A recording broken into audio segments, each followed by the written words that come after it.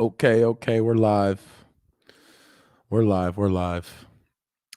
Usually I love to chat with you guys for like 15, 20 minutes before, I bring a guest on, kind of catch up.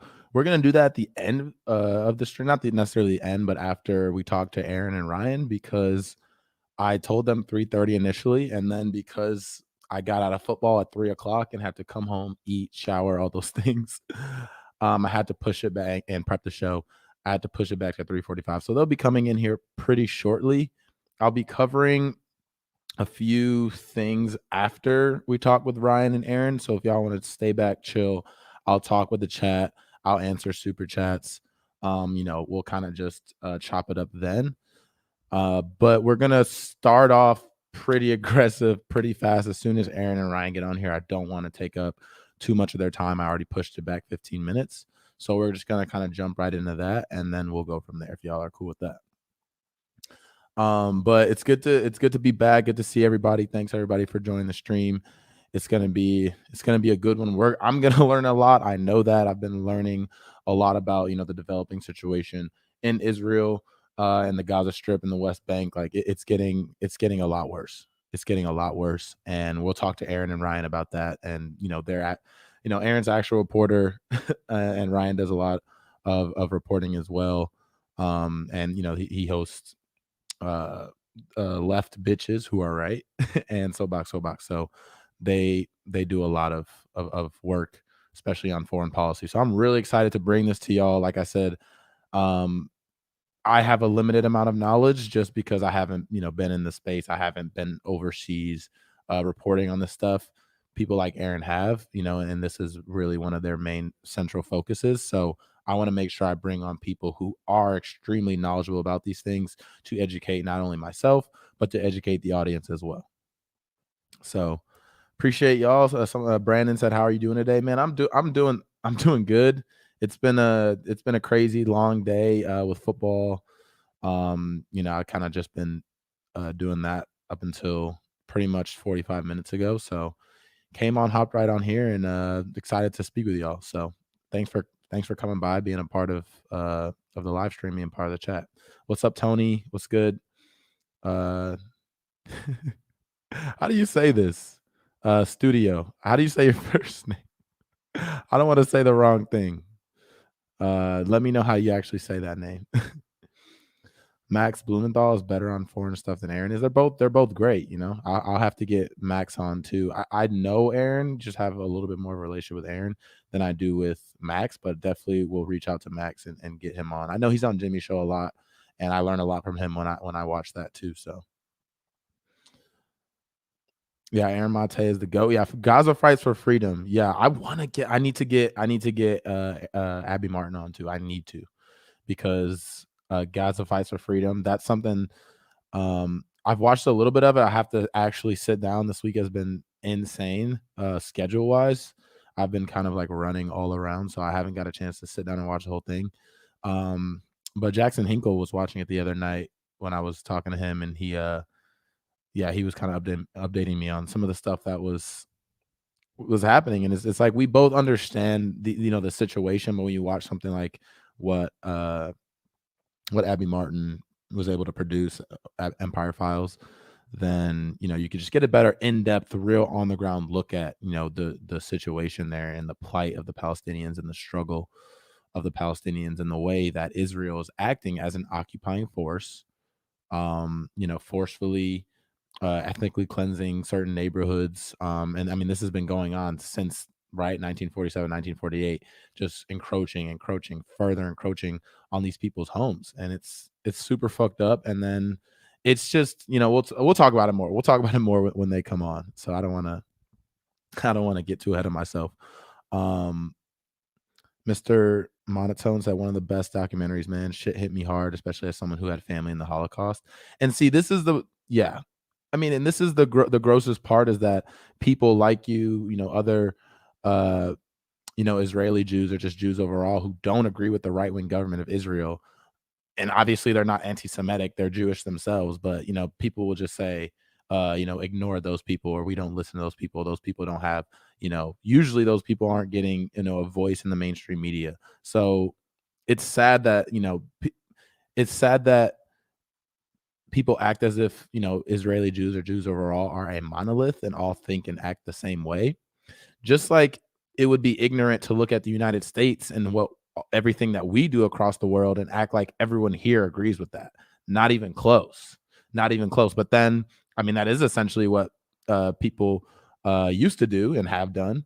When people, are detractors or condemn or you know, have critiques of the American government and what we do, all of a sudden people say, "What? You're anti-American. You're un-American." Like that's the same thing that people are saying when you're fighting back against Israeli occupation, when you're fighting back against ethnically cleansing neighborhoods. People say, "Oh, you're anti-Semitic." No, that does no.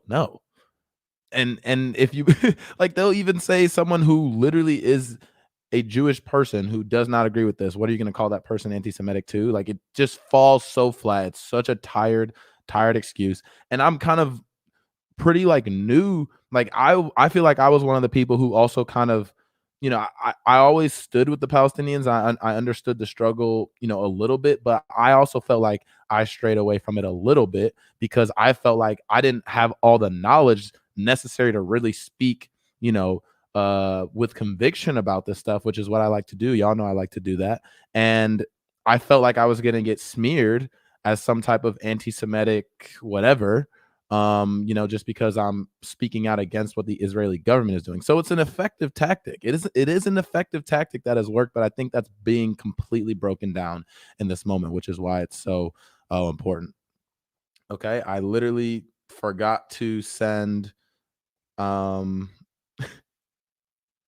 I forgot to send the link because I'm rushing around. So give me 1 sec and I'll get Aaron and Ryan on here.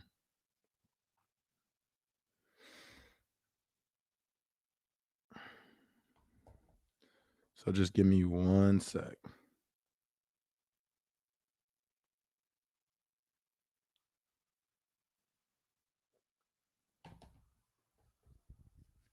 There's a difference between the Israel government and the people of Israel were criticizing their government. Exactly. Exactly. We'll talk about it. We'll talk about it. Everyone smash the like button. We're about to have a awesome conversation with Aaron and Ryan, Aaron Maté and Ryan Wentz. So let me get them in the stream. Sorry, I am rushing around a little bit here. Like I said, just recently got off of football, so we're trying to fit all these things into the day. So Aaron will pop in here in a sec, and then we'll also get Ryan in here. Okay.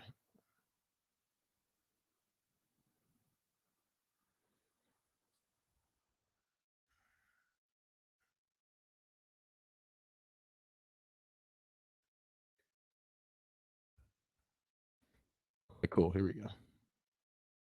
All right, all right, all right. Let me make sure everything is set up, ready to go for when these guys get in here. And this is an ever evolving situation. So that's why I'm really excited to have, especially Aaron, because he's, a real journalist, right? Real journalist, who's on the ground doing, like I said, real journalism. And for this ever evolving situation, particularly on something like foreign policy related, I know that he'll be a great resource to go to. So they'll be popping in here in a second. What's up, Truth to Power? I love that name. That's what we do here. We speak truth to power. Someone said, Brandon said this is more a government issue than a religious issue for the most part. Yeah, it's 100% a government issue. I mean, personally, I'm not that into religion. Like, I can speak about religion all day, every day, but I mean, that has no bearing on my criticisms of what's going on in Israel right now. No bearing at all. Listen, I'm a black man in America. Okay, I know what it's like to be ostracized and pushed to the margins because of an identity. So why would I ever go out and do that to someone else? That does not make any sense. Did I see your super chat? Oh, my bad, Tony. My bad.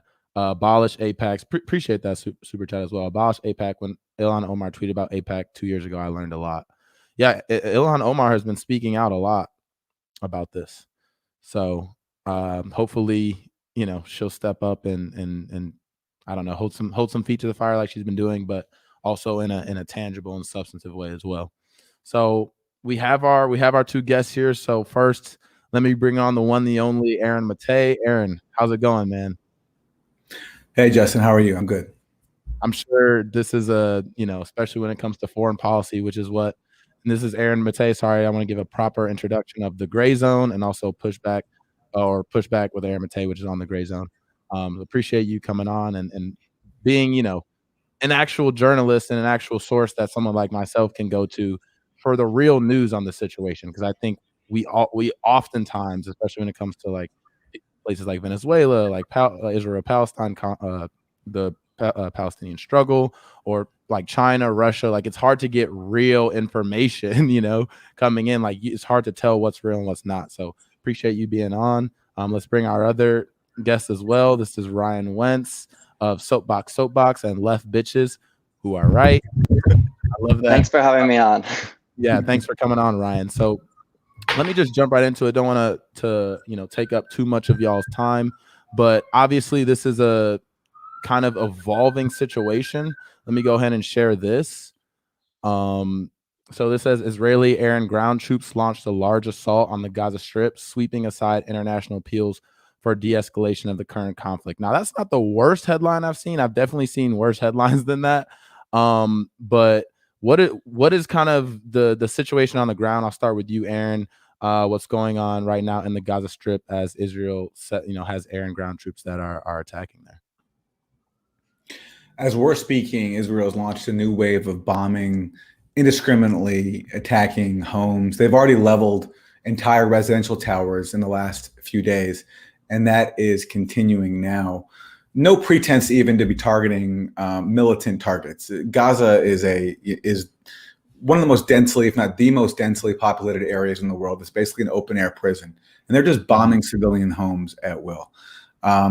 I think the latest death toll that I read is 28 children since these Israeli attacks began. And what that headline is missing is that it's missing many things, but the key thing that it's missing is that Israel explicitly rejected an offer of a ceasefire from Hamas. Hamas offered a ceasefire yesterday, but that was rejected. It was rejected because Israel has no interest in peace, no interest in defending its civilians from rocket fire. It's an occupier. It's a bloodthirsty, insane, Jewish supremacist occupier. These are things that are easier for me to say because I'm Jewish myself, but that doesn't make them any less true. It's just it's an insane state that's gone crazy, and it's completely armed and enabled by the U.S., whether it's a Republican like Trump or a Democrat like Biden in power. In the case of Biden, they've given this a complete green light. We saw, if you saw that clip at the State Department where the State Department spokesperson Ned Price was asked if Palestinians have the right to defend themselves, wouldn't give an answer. Joe Biden, when he emerged from his cave yesterday, he spoke. He said, "I hope this wraps up sooner rather than later." That's a green light to murder babies. That's what that was. And at the United Nations, you had every single member of the Security Council willing to support a pretty bland resolution calling for a ceasefire, for an end to violence, except for one, the Biden administration, the U.S., which blocked that. So that shows which side we're on, how much we care about the so-called rules-based international order, how much we care about human rights. It's all a joke, and it's resulting right now in another massacre of the people of Gaza. Yeah, I mean, 100% true, 100% on the money, and it's wild to me because I've tweeted stuff out, I put stuff on my Instagram, and I have people coming into my DM saying, well, you don't understand the full breadth of the situation on the ground. They're not showing you all that is actually happening. And I'm like, so are you sitting here telling me that 80 Palestinians aren't dead, that 28 Palestinian children aren't dead? Are you telling me like not to believe, like don't believe your lying eyes type thing? Like, have you seen that same type of reaction? And is this kind of like a tried and true reaction from people that want to defend Israel at all costs? And I'll go over to you, Ryan. Yeah, I mean, I think that you constantly hear Zionists make excuses for these Israeli crimes that are ongoing and have been ongoing since the state of Israel was created. I've spent time on the ground across Palestine. I've never gone into the open air prison in Gaza, but I spent time in the West Bank where, unfortunately, communities have to rely on international solidarity activists to come and stay with them overnight, and then wake up at 3, 4, 5 in the morning and take shifts to watch for bulldozers and tanks coming to demolish their villages. And their only crime is the fact that they're Palestinian. So yeah, speaking directly to the American public, as Aaron was saying, this is supported by Democrats and Republicans alike. But it was the Obama-Biden administration that gave Israel the $38 billion military aid deal over 10 years. So it's, talking to people on the ground in Palestine, when I was there, Trump was president. And, Americans love to think that Trump was the only thing wrong with this country. And, I would ask them, what do you think about Trump? And they would say that, it wasn't much better under Obama. And now under Biden, we're seeing this horrific massacre carried out by US-backed Israeli forces in Gaza and throughout all of occupied Palestine.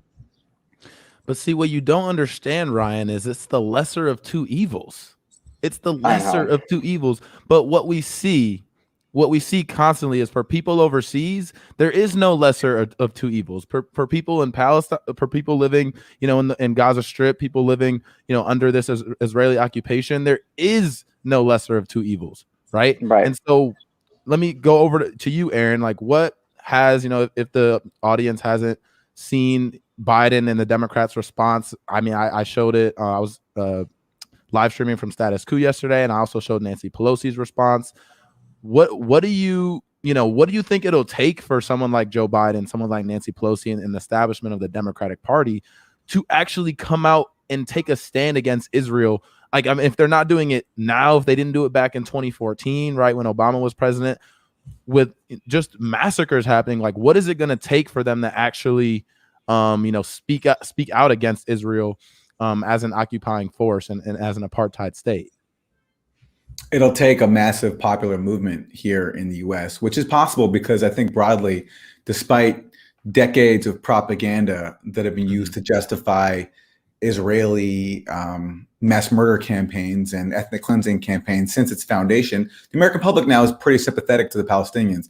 Surprisingly so, given just how much propaganda they've been subjected to. And going back to Israel's founding, like, just to give an example, for years, the dominant narrative about Israel's founding was that all these hundreds of thousands of Palestinians who left their homes, that they did so voluntarily, that they were told by their Arab leaders to flee, so that so that Arab armies could just massacre Jewish citizens of Israel or Jewish residents of what became Israel back then. So, and all these Palestinians were supposed to believe just gave up their homes voluntarily. No, the reality is they were ethnically cleansed in terror campaigns. And a lot of those Palestinians now and their descendants live in the Gaza Strip. Gaza Strip is mostly refugees. In fact, half the population is children. But that's just an example of, like, just every single year of Israel is just engulfed in myth up until the present moment. So what it'll take in the US is just sustained popular pressure. We know what the forces in the way are. In Congress, support for Israel is bipartisan. Everyone bows down to the Israel lobby, which has power, especially when it comes to congressional campaigns, because they can spend, if you speak up for Palestinian rights, you're going to get targeted by the Israel lobby. They're going to put money into your opponent. I don't think the Israel lobby directs U.S. policy the way some people think, but it is powerful. And you also have, on the Republican side especially, evangelical Christians who support Israel for different reasons, because they want to hasten the rapture and then kill all the Jews in Israel, at least those who don't convert to Christianity. So, those are some of the powerful forces. And then you have just the utility that Israel has as a client state to the national security state, which has been huge. First of all, it's an outpost for the U.S. military-industrial complex. So when we talk about aid to Israel, right? What that really means is, So what that means, like, what that means is, Israel, the U.S. taxpayers hand billions of dollars to weapons companies who then give that to Israel and arm Israel with every single weapon in the world. And also, Israel can carry out client services for the U.S. when it doesn't want to get its hands too dirty. So in the 1980s, when there started to be some congressional opposition to Reagan's dirty wars, some of the tasks of arming death squads in Central America and training them were farmed out to Israel. And so Israel can do the US's empire dirty work too. So that's the obstacle to getting Democrats to move on it. But look, given the facts, given the reality that we're arming this fanatic ethno-colonial state that really is not any different fundamentally than ISIS. They have a similar vision of what they want, just a different religion. It shouldn't be hard to move people, and it shouldn't be hard to move people when our weapons and our diplomatic cover are being used to massacre babies. Yeah. What? Right. And let me go over to you, Ryan, on this.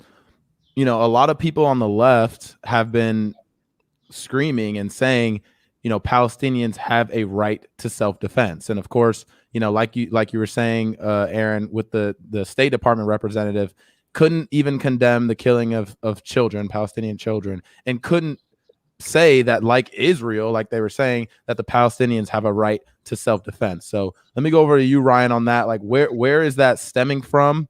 You know, on the left side of saying Palestine has a right to self-defense, and that we shouldn't be so quick to accept the, you know, mainstream narrative of saying, okay, because Hamas is a terrorist group, which I want to hear more about from you two on just that claim in and of itself. But the fact that they can just throw that out there and then that justifies anything that Israel does, including, like you said, what happened in 2014, what's happening now with the continued barrage of rocket attacks. Yeah, you know, Hamas is an anti-colonial resistance group, and they, under international law, have colonized people have the right to defend themselves from their colonizers, from the colonial rule by any means necessary. And we were talking on the podcast that I host, Left Bitches, with Ali Abunimah from the Electronic Intifada yesterday, and he made a great point. He said, you know, that Palestinian civil society has called for the boycott, divestment, sanctions movement to boycott Israel, for people to divest, institutions to divest from Israel, and to ultimately sanction Israel based off of the call that Black South Africans made to take down the apartheid regime there. So when people are outspoken supporters of the BDS movement, they're constantly smeared as anti-Semites. When Palestinians in 2018, when I was there, organized in Gaza the Great March of Return, you were talking about Abby's documentary before I came on here, does a great job of showing this, a nonviolent march to return to, or at least make a statement to return to their ancestral lands. As Aaron said before, 70% of Palestinians in Gaza are refugees. When that happened, they were massacred by Israeli snipers. You know, tomorrow actually is the 2-year anniversary of the most violent day of the march, when Israeli forces murdered 62 Palestinians and injured over 2,000 Palestinians. So when they march, they get murdered. And then what does that leave a population of 2 million people held captive in an open air prison to do? The audacity that these people have to wag their finger at anti-colonial resistance movements that are literally being strangled by a nuclear armed regime and with the support of the most powerful empire in the world. It's unbelievable. I can't believe that I'm even hearing these excuses that people make and these smears by the corporate media. Just focusing, the hyper focus on Hamas rockets. Like, it's really despicable. And I think that people need to understand, like, that this whole, it really feeds into this, like, Orientalist trope of, you know, just every Arab, every Muslim is a terrorist. And it's totally it builds on, you know, it existed before 9/11, but this post 9/11 world where any group of Arabs or Muslims is smeared as a terrorist group if they resist imperialism or colonialism. Yeah, I feel like it's born out of the same ideology, you know, that says that it's almost like this idea that groups like ISIS, right, groups like Al Qaeda, they started terrorizing or bombing, right?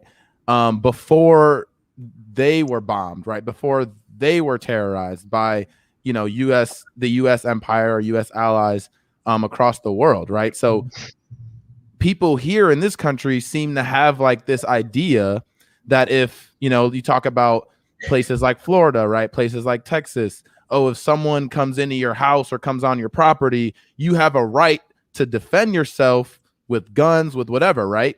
But if you've seen your family members get killed by a plane flying in the sky that drops a Hellfire missile, something that no one around you has access to. You've probably never even seen it. You maybe don't even understand how that shit works. And all of a sudden your family members are dead. And then you don't expect there to be some type of equal and opposite reaction on their part. Now, of course, it can't be equal and opposite because they don't have the, military capabilities that we have here in the United States or some of, the other Western countries or allies or whatever. But there is going to be some type of reaction. And to me, and I think a lot of other Americans, if they saw their, if they saw their families, their children, their brothers, their aunts getting killed by a foreign force that can just fly a plane over and drop a bomb that the plane isn't even manned anymore. Like it's almost like a video game and their lives are just taken like that. People would start to, if it happened here, people would start to understand. I mean, look what happened after 9/11. We completely went into the Middle East and destabilized it, destroyed everything, right? So it's that double standard that I think people hear because we have that privilege of not having the fear of always, not knowing if you could go outside or there might be a rocket attack that'll kill you, one of your kids, which I saw some of videos from like 20 feet away, all of a sudden his kid's dead. Like we can't conceptualize that because we haven't really seen that in this country. Like, do y'all see the same type of kind of ideology or false dichotomy or that, that I would just explain kind of in this country and in the media? Absolutely. Look, first of all, occupying powers don't have rights. They have obligations. And if you've displaced the people and then occupied them for decades and kept them in an open air prison, you don't have the right to defend yourself when they lob some rockets your way. They're defending themselves from your occupation. That's what Hamas is doing. And by the way, in every single major conflict in Israel's history, they always claim it's defensive when every single time without fail, they start it. They provoke it deliberately. In the case of 1948, by the time the war for Israel's founding began, Israel had already expelled hundreds of thousands of Palestinians from their homes, ethnically cleansed them with brutal terrorism. In 1967, Israel launched the supposedly defensive war. That's how it's constantly portrayed here in the U.S., this defensive war. What everyone misses or omits in the U.S. media and U.S. political system is that for months beforehand, Israel was provoking Egypt and Syria, bombing their positions, sending in forces to try to provoke a reaction. And that war resulted in Israel conquering the West Bank, Gaza, the Syrian Golan Heights, and Egypt's Sinai. Now, how many defensive wars result in a country conquering all this territory that it's been coveting for a long time? Right. It's extraordinary. And we have that on the screen right now. You can see it. What you're saying right there. Same with Lebanon in 82. For a year before that, Israel was constantly shelling Lebanon, trying to provoke a reaction from the Palestinian Authority. Finally, they got one and they invaded and killed tens of thousands of people inside Lebanon. And same with Gaza too. You go back, on the day of Obama's first election in 2008, the entire world was focused on that. So what did Israel do? It bombed Gaza, killing some Hamas members, eliciting the response that it wanted, and launched another, multi-day invasion that killed many, many people. And you can go back to 2014 and see the same thing. And same thing now. It's always a provocation. And look, I'm not going to argue that Hamas is wise to launch rockets. I don't know. I imagine they have some kind of strategy here, but I would never, ever, ever deny them the right to launch rockets. Occupied people have the right to defend themselves. And, it's unfortunate when you see Democratic politicians condemn, a progressive Democrats like AOC and Rashida Tlaib. Like when they talk, I think they feel this need to condemn both sides as if they're somehow equal. And it's just not like that. I mean, you might not agree with Hamas launching rockets strategically. There's an argument perhaps that strategically it's it's the wrong move. I mean, I can listen to that argument, but to condemn it as if it's morally wrong is just it's fake, because people have the right to defend themselves. And as Ryan was talking about, when Palestinians try to be nonviolent, the Great March of Return, everybody yawns as they get massacred, gunned down by Israeli soldiers with U.S. armed weapons. Yeah. I mean, just look at the map I showed. Like, those are hundreds of thousands of people that have lived there with now no country to go to. No. Now in Gaza, an open air prison, they can't leave. And Ryan, why don't you speak a little bit more about the conditions in Gaza? Because I think that's something that a lot of people in this country probably don't understand. Like, what are the conditions in Gaza that people are forced to live under? Like you said, Aaron, in the most densely populated area, one of the most densely populated areas in the world. Yeah. In 2012, I think the UN released a report that said that Gaza would be unlivable by 2020. And it's 2021 now, Right. and there's a global pandemic too. And, you know, Israel's withholding and blocking vaccines from getting into Gaza. You know, it's a horrible, horrible situation, that alone. And now it's carpet bombing civilian neighborhoods. 70% of Palestinians in Gaza are refugees. Over 50% are children under the age of 18. I think 98% or maybe even more of the water is undrinkable. And it's No drinking it's water. it's a horrific reality that we can't even wrap our heads around, as you were saying before. People get like 4 hours of electricity a day. You know, I've been in touch with my friend who lives there, who has been DMing me saying, you know, he has a 4-month-old baby, and you know, he messages me and says, you know, the residential tower was bombed 10 minutes away from him, and his baby's screaming in the middle of the night. And Scariest shit ever, man.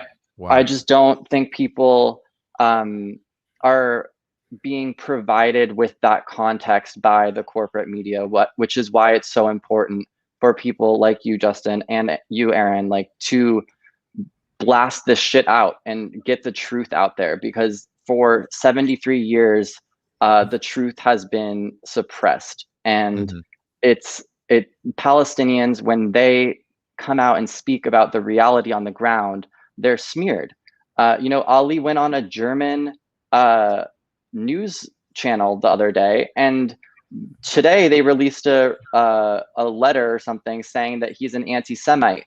So when Palestinians speak up about what is happening, the atrocities that Israel's committing across all of Palestine, not just in Gaza, but in Israel and in the West Bank, people are like silenced. And it's here in the US as well. You know, I think there's 30 anti-BDS laws across the United States, which is egregious. You know, people are intimidated if they do speak out against. I mean, is that even legal with the First Amendment? Is that even legal to do that? I don't think it is. And actually, Abby is suing the state of Georgia right now because of this ridiculous law in Georgia. But they, you know, are across the US, they're implementing these types of laws. And it's just, people aren't getting the correct information, because not only is the corporate media suppressing the truth, but Silicon Valley tech companies are suppressing the truth. You know, last summer, I believe, there was a Palestinian organization that was going to have Laila Khaled, a Palestinian freedom fighter, on to discuss the liberation movement in Palestine. And Zoom removed, and I think YouTube as well, removed that forum. And meanwhile, the Israeli occupation forces are able to have you know, Zoom meetings with the public, and they're able to put these ridiculous pieces of propaganda up on all of these Silicon Valley tech companies on these platforms. And so I just think it's really important that we understand that the truth is actively being suppressed, and that people who are willing to stick their necks out there and you know, stand in solidarity with Palestinians who are living under this horrific colonial system, we need to be screaming from the mountaintops. And especially as Americans who, you know, we're giving $10 million a day to for Israel to perpetrate these atrocities. You know, it's not just in the name. a day.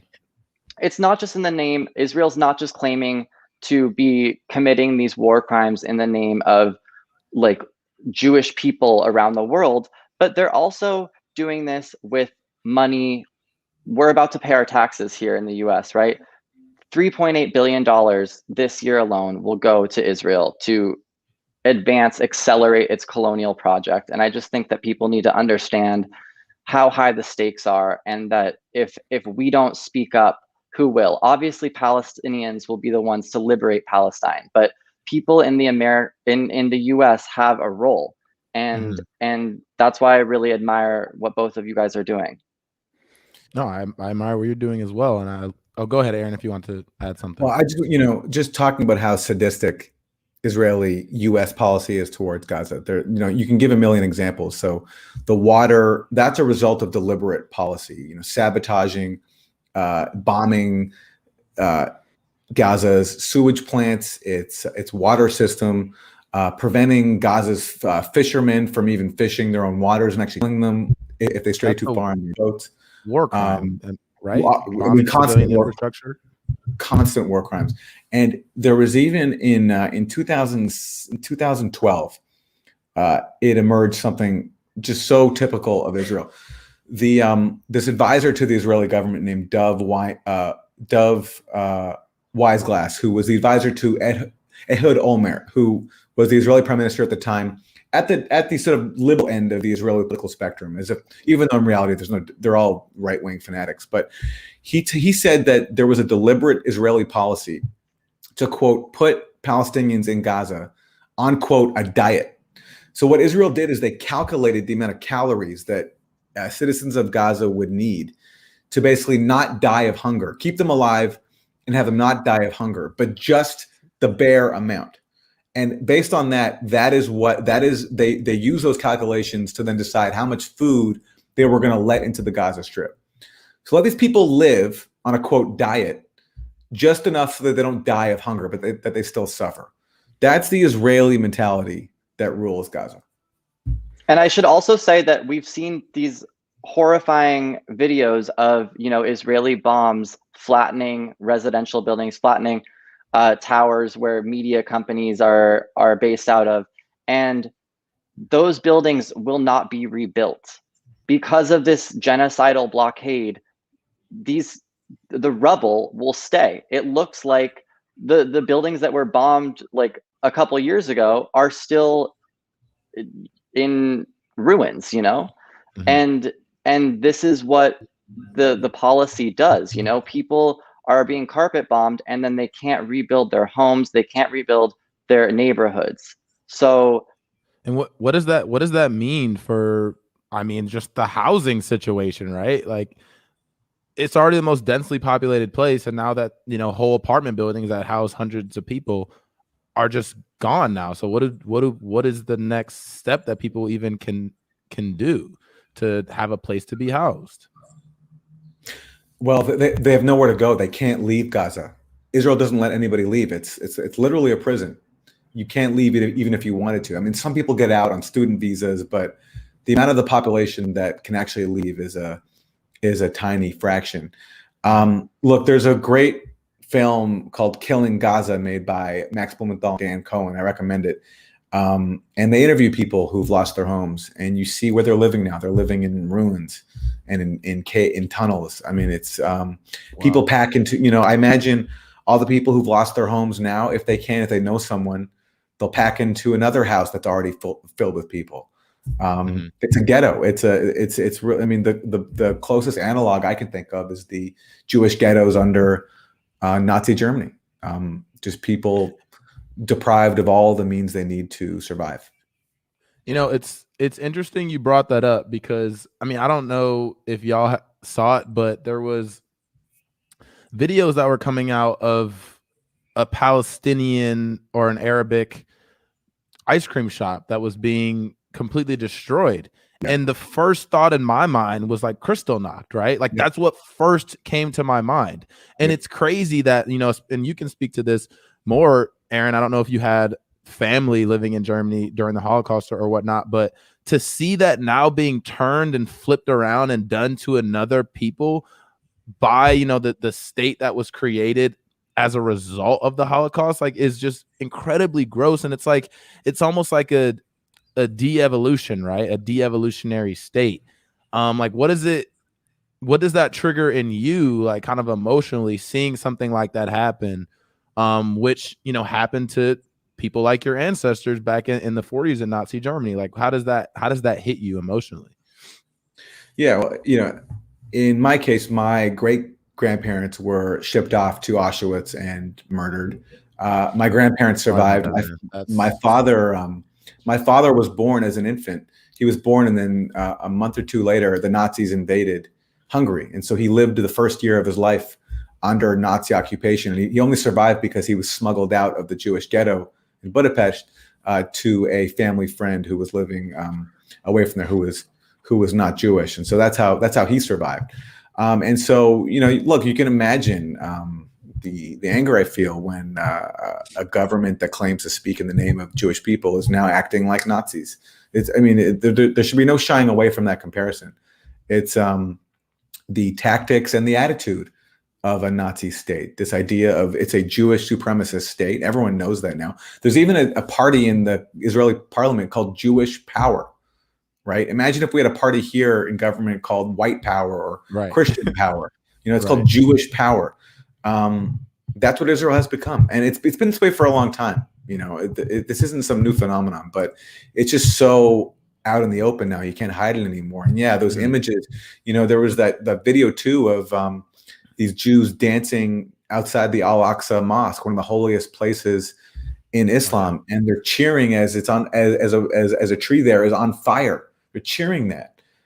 It's a as Norman Finkelstein says, it's a lunatic alt-right state. It's gone absolutely crazy, and I don't know, right-wing extremism. Like like it doesn't matter what religion the people that are perpetrating that are. That has nothing to do with anything. That is right-wing extremism, and we should call that out, no matter, you know, where you see it, no matter what religion, no matter what country, which is what I do. I know you do the same thing, Aaron, Ryan.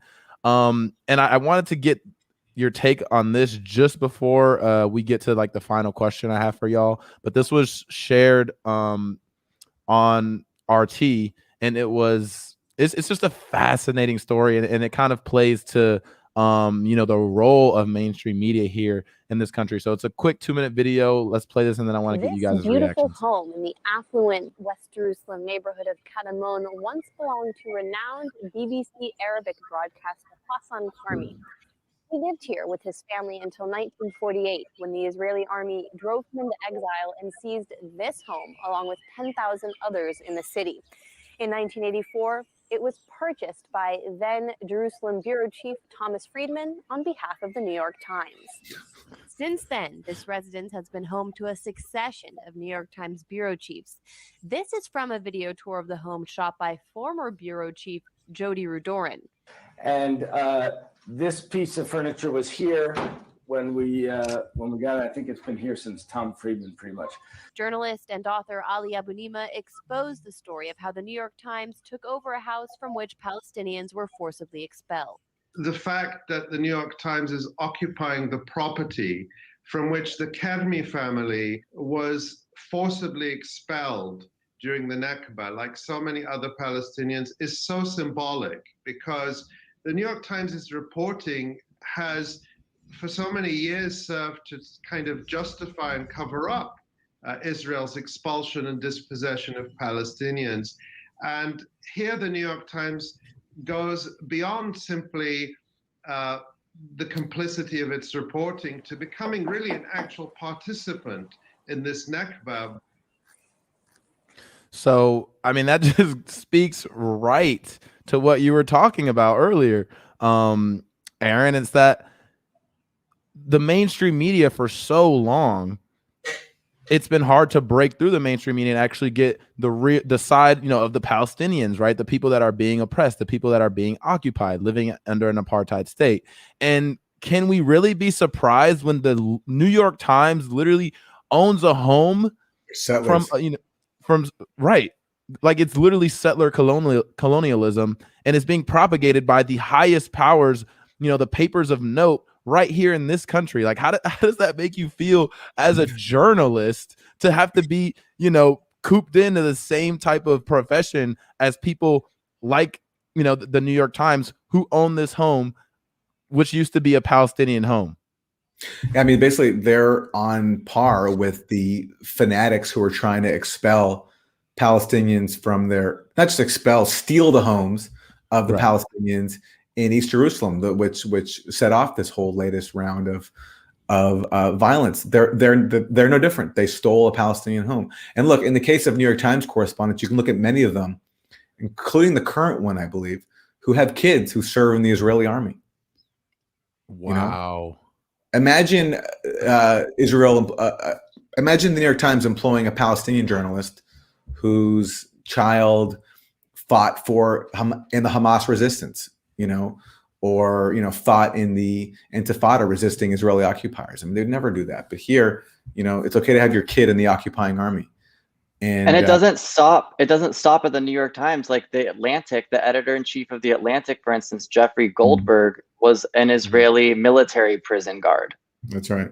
Yeah. And there's a bunch of different figures in the mainstream media that are actively distorting the reality on the ground because they have personal ties to this colonial occupation.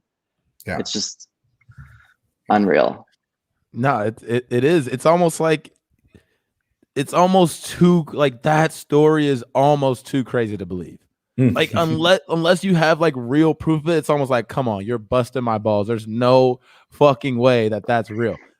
It's real. It's real. I've kind of said it recently because you have Hillary Clinton coming out and talking about we need to take back the means of production, which she and her husband sent overseas, and George Bush talking about misinformation, and Kamala Harris, slapping the hand of Guatemala talking about government corruption. Like, it's literally like we're living in an upside down world. But it's not surprising when you have shit like this going on that most people don't know about. And then if RT tweets it, guess what's going to be under that tweet? Which is, whenever you tweet something from Soapbox, guess what's under that tweet? Russia state affiliated media. Yeah. It's fucking it's a nuts. Freaking upside down world. Now, I don't want to take too much more of you guys' time, but I do want to talk about, just quickly to end here, like, what are the like next steps, right? What does a resolution to this look like? I'll start with you, Aaron. Israel, being a warmongering settler colonial state, wants to show to its citizens that it can be murderous and kill Palestinians, because there's a bloodlust in that crazy country. So they're going to try to kill as many Palestinians as they can until Biden tells them to knock it off. That's what happens every single time. Israel goes in, massacres people. Eventually, the U.S. feels compelled to finally speak up after enough Palestinians have been killed. But that's what Israel will try to do. It will claim it's defending itself and going after Hamas. It's going to be aiming at civilians. That's who its main target is. It's trying to make the civilians of Gaza suffer and die, lose their lives, because Israel does not want to tolerate anyone, especially Palestinians, who have the capacity to resist, who defend themselves from Israeli aggression. And that's the game plan now. They're doing it right now as we speak. They're bombing northern Gaza especially. And they're going to just try to make life as miserable as possible until finally they get told to knock it off for now. And then there'll be another lull, and we'll go through the cycle again. We'll go through it again and again and again until the U.S. Changes its policy and cuts off the military aid and diplomatic support. And Ryan, to you, like, what, since you said you've been to, you said you were in the West Bank, or what part? Yeah, the West Bank, Jerusalem. But I just haven't been to Gaza. The people on the ground there, like, what's their energy? Like, what do they feel like, the future could possibly be, if, best case scenario type thing? Like, what are they thinking, and what did they communicate to you when you were there? I mean, one of the things, the biggest misconceptions, you hear all of these, even progressive members of Congress just repeating, we need to work towards a two-state solution. We need to work towards a two-state solution. And I think that should be modified we should call it a two-state delusion, because if you've seen the reality on the ground, you know that Israel, the nature of this settler colony is that it wants all of Palestine. The West Bank, basically what they've done in the West Bank, which, everyone thinks Palestine is Gaza and the West Bank. And no, Palestinians in the West Bank and in Gaza do not have control over their own lives. In Gaza, it's an open air prison where they're carpet bombed routinely and they're blocked from receiving fucking vaccines. Then in the West Bank, they are essentially creating mini ghettos where, in the Israeli military sets up checkpoints that limits freedom of movement.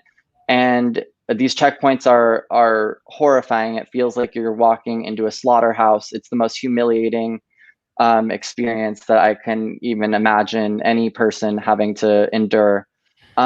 So once you realize this reality on the ground, it becomes very clear that Israel would never settle for a two-state solution. And also Palestinians on the ground there, that's not what they want, because a two-state solution legitimizes the ethnic cleansing, the land theft that the state of Israel was created by, in 1947, 1948, these Zionist militias that were ultimately absorbed into the Israeli Defense Force.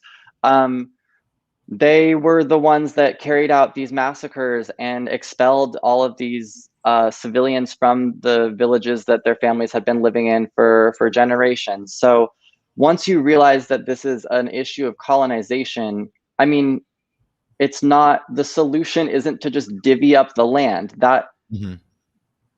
It's not that people are so tethered to this idea is really depressing, because if you talk to Palestinians on the ground, if you talk to Palestinians in the movement here in the US, that's not, I was at a rally in LA here 2 days ago, and they were saying free Palestine from the river to the sea. That means the Jordan River to the Mediterranean Sea.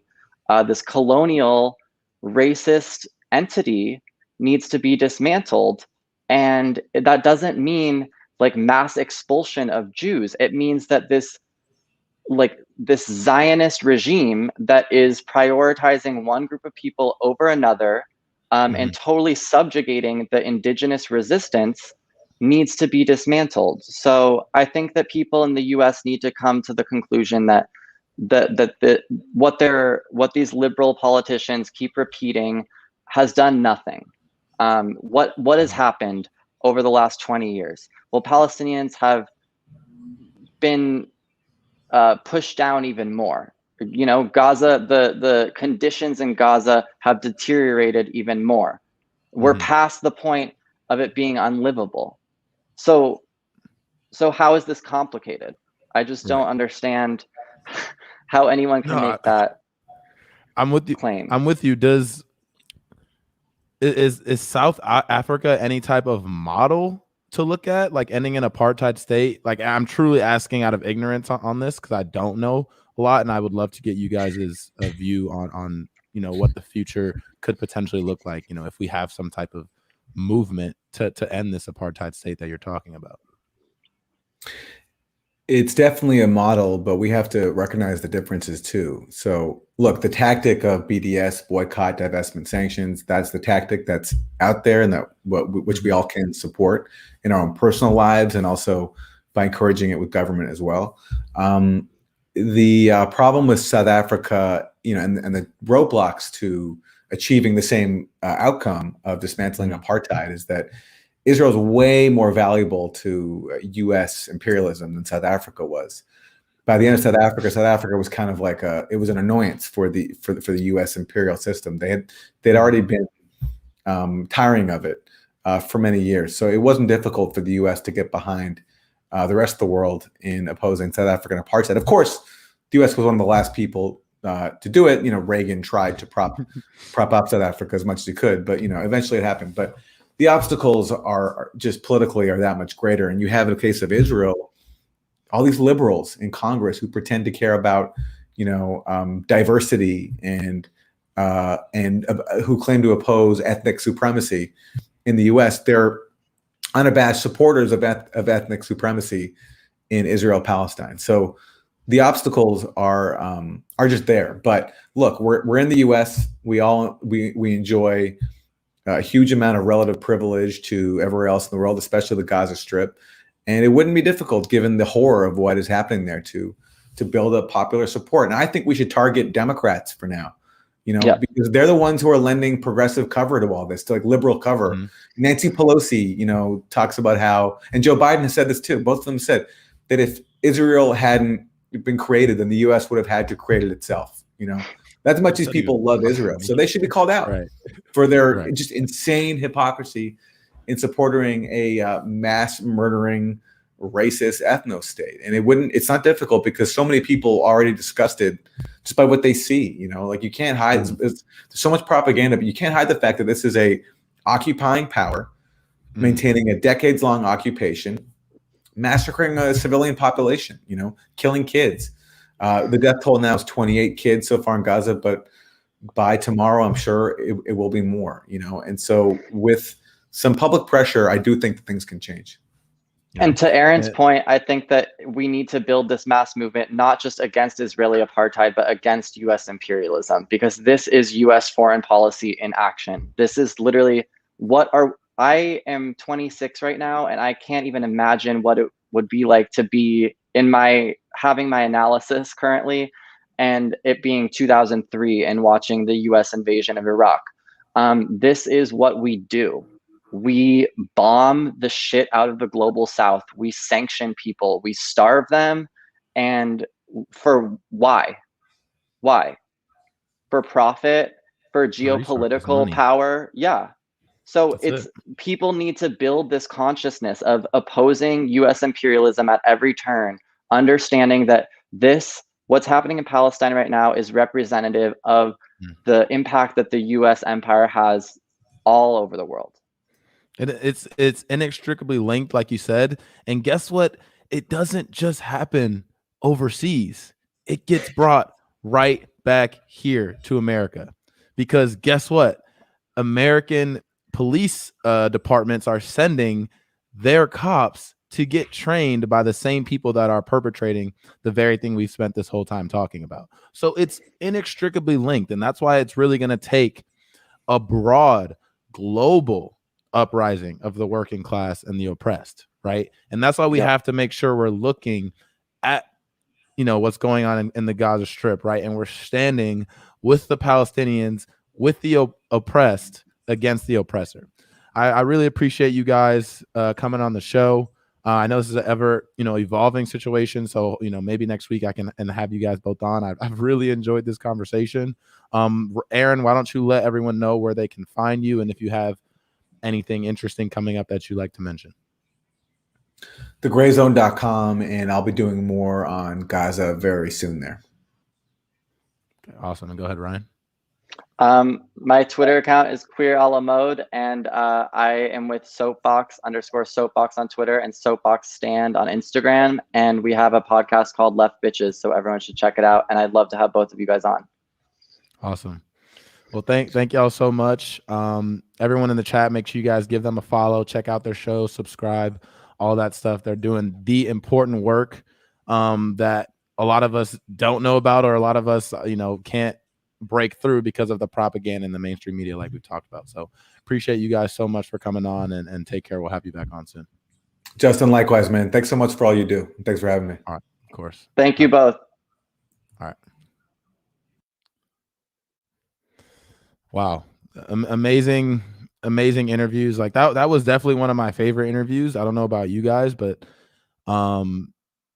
real journalists, right? Like Aaron, a real journalist. And I mean, shit, even if Ryan might not consider himself a journalist, he went to the West Bank, right? He went to Israel to see what was going on the ground. He talked to people. He's a journalist, right? So I want to have those people on the show, because I've just got into this, and I do a lot of research, but it's hard to, like I said, break through all the mainstream media propaganda to really understand what's going on, especially with foreign policy. But I am a staunch anti-war person, like, because I understand and I care about people all around the world. I understand and care and sympathize for people that have to live their lives constantly under fear, of the American empire coming to them and, dropping a bomb on their head from, a drone in the sky that no one's even in. People are essentially like playing a video game, and we're so desensitized to it here. And sometimes it's hard I mean, I know it's hard for me. I'm sure a lot of you guys, it's hard to just sit here and know that that's being done in our name, right? That's being done with our tax dollars, is being spent instead of solving the issues that we have, the multitude of issues we have in this country. It's spent giving $3.8 billion a year to what's going on in the Gaza Strip right now, with the indiscriminate bombing of civilian infrastructure, open air prison, everything we just talked about. I can't sit here and stand for that, and I won't. And I'm really appreciate. I know all y'all feel the same way, and I appreciate Ryan and Aaron coming on the show, to inform us more about that. So let me, I have a few more stories for y'all. Let me catch up on some super chats, because I don't want to miss those. I always appreciate super chats from you guys. I interact with a chat, so you don't have to super chat, but it will help me see the message, because we've got a lot of people here in here actually. So I appreciate all the newcomers. Make sure y'all subscribe to the Takeover, like and comment. We have conversations like this pretty often. I want to try and bring at least 2 or 3 guests on per week that have a deep knowledge on the topic that we're talking about, and we're able to get some really great guests on. We're going to be having Kashama Sawant on, if not next week, then the week after that. I'll be reaching out to Chris Hedges, Cornel West, people that are squarely entrenched in left ideology, and have been doing this for a long time. And people like Cornel West, who I know I would love to have him on, and if I did have him on, I'm sure he'd mention like 10 or 15 books all at once. And just people that are very, very knowledgeable, intelligent, and can inform us on how we should be moving forward, especially in regards to their history and the movements and their deep knowledge for it. So that's what we do here.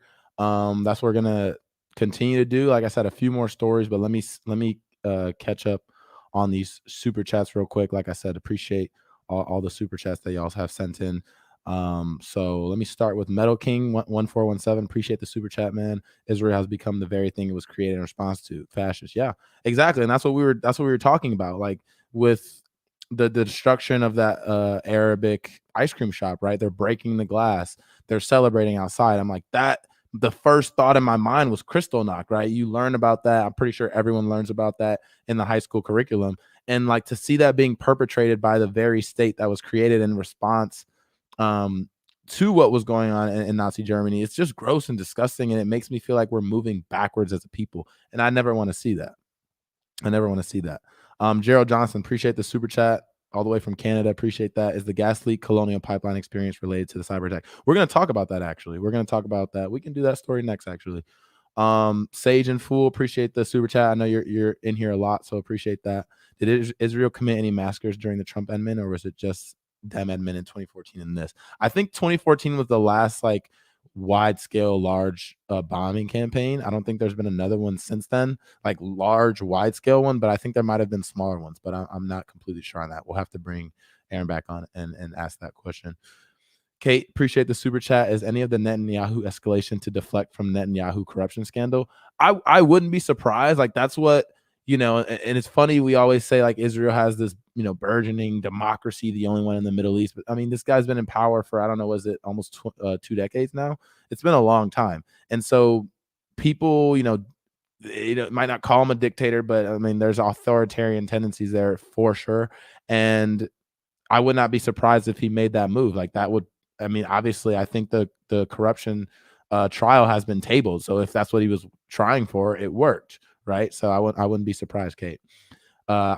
Ibanez 690, appreciate the super chat, man. Thanks for giving the Palestinian people a voice. We need to push now and push hard. Yeah. you know what happens in America, right? Storylines, news cycles, things go in, things go out. We need to make sure that we're talking about this, pushing this hard right now, because this is a big, it's everyone's paying attention to it right now. It's kind of similar to the force the vote situation with Medicare for all and healthcare off of a pandemic. People are paying attention. You have to take advantage of those situations, right, to push for the right things, to press people, to make people pay attention and get them on the right side. And that's what we need, like what Ryan was talking about. We need kind of a mental and cultural revolution where we actually stand up, acknowledge that these things are happening while we're sitting in relative privilege, like Aaron mentioned, here in the United States, and don't necessarily have to worry about getting drone bombed if you step outside your house or if you're sleeping at night, right? So we need to make sure we're speaking up for people that do experience that, especially at the hands of, Western allies who use Western and United States weapons. Like, we need to make sure we're speaking up and speaking out against that, and making sure our government knows that we're not gonna fucking stand for that. Like, that's gross. I don't want you doing any, like, get us out of all the wars. Like, I don't want a single one of my tax dollars going to the war machine, even though we know now at least 60% of it or 55% of it, but it's definitely more. That's what they tell us does go to that. Jim Barack, thanks for the super sticker. I like getting super stickers. Thank you. Brian Rice, appreciate the super chat. I saw you last night on Status Coup, and I'm very in line with your moral compass, Justin. I'm a supporter now. Thank you for that. Oh, thank you. Appreciate you stopping by the stream and checking the stream out. So now let's kind of transition to more domestic issues. So recently, the one of the biggest kind of pipeline shutdowns happened. It was because of a ransomware attack by hackers. Obviously it's kind of a developing story. I think it led to a gas shortage on the East Coast, and I think it's starting to come back online now. But there's a lot of underlying themes in this article that I'm about to show y'all that I think people aren't talking about as much as they should. So let me pull this up, and we'll just go through this article quickly. So it says ransomware attack shuts down massive East Coast gas line pipeline. Now, this is in Forbes, written by Joe Walsh. And there's an interesting surprise towards the end of this story that I didn't expect to come upon, but it's just telling, and I think it illuminates more of what's wrong, right? The very essential thing that's completely wrong with this country and all of our systems, but particularly our political system. So the Colonial Pipeline, which carries almost half of the East Coast's gasoline, shuttered its network overnight due to a ransomware attack. I thought we had anti-monopoly laws. How is it that one pipeline company carries almost half of the East Coast's gasoline? Like, one company. But that's not a monopoly. One singular company provides all the gas, like almost half the gas for the East Coast. And that's not a monopoly. Of course it's a monopoly. We live in a monopoly state. They don't enforce antitrust laws, and they allow. Well, okay, let me get more into it, and I think we'll see why it's one company that owns it. Shuttered its network overnight due to a ransomware attack, the company said in a statement, in the latest instance of hacking disrupting a U.S. company's operations. Okay, Let's read these. Key facts. The cyber attack impacted Colonial Pipeline's IT systems late Friday, and the company says it tried to minimize the damage by proactively shutting down its over 5,000 miles of pipelines, Jesus Christ, which carry gasoline, jet fuel, and kerosene from Texas to New York area. The company confirmed Saturday afternoon that this incident involves ransomware, a tactic in which hackers threaten to damage a target in some way unless payment is made, which I think they did, actually. I think they ended up paying them $5 million. As a ransom, which to this pipeline is nothing. To this company that supplies half of the East Coast gasoline, $5 million, that's literally nothing. I would have probably milked them for all they were worth, like 100 million, at least 200 million. They probably would have paid $1 billion. Like, that's what these banks and these large companies do. Like, that's the cost of business, right? They get these fines for these fines for fraud, or these fines for just malevolence, and they pay like $1 billion fine, but to $1 trillion bank, like, that's literally the cost of business. It's nothing. So they only ended up paying like $5 million of the ransom. Like I said, that's like not that much to that company at all. It's a drop in the bucket. The company has called law enforcement, hired a private cybersecurity, still working to restore its service. Okay, crucial quote. At this time, our primary focus is a safe and efficient restoration of our service and efforts, blah, blah, blah. 100 million gallons, 100 million gallons. That's how much refined fuel Colonial Pipeline says it moves per day, accounting for 45% of all fuel used on the East Coast. When you hear numbers like that, it's like not surprising that we're, spiraling into this completely unlivable planet, like 100 million gallons a day. And the fact, and I say this, I've said this kind of to people close to me, but I feel like as humans, we've missed our evolutionary step, right? Like, of course, it would have been nice to always have renewable energies, but they discovered and used oil, right? And then it spurred another industrial revolution, and then you have this technological revolution, and then we get to the point where we have the ability to make and use renewable energy and not destroy our planet, but we're not just going all out investing everything we can into that. And why aren't we doing that? Oh, I think we'll find out pretty soon here why we're not doing that very thing that obviously, as humans, when we have the technology to move to a completely renewable energy source, if we actually invested in it, invest in the technology, and invested in the human capital here to, have the people to produce some of those new technologies that we need to make it efficient. Instead of doing that, what do? We just keep giving money to fossil fuel companies. And I wonder why. I think we'll find out right here. Tangent. This isn't a tangent. This is like the main fucking story. A private company, Colonial Pipeline's largest owner at 28.1% as of last year, is Koch Capital Investments, which is controlled by the powerful Koch family.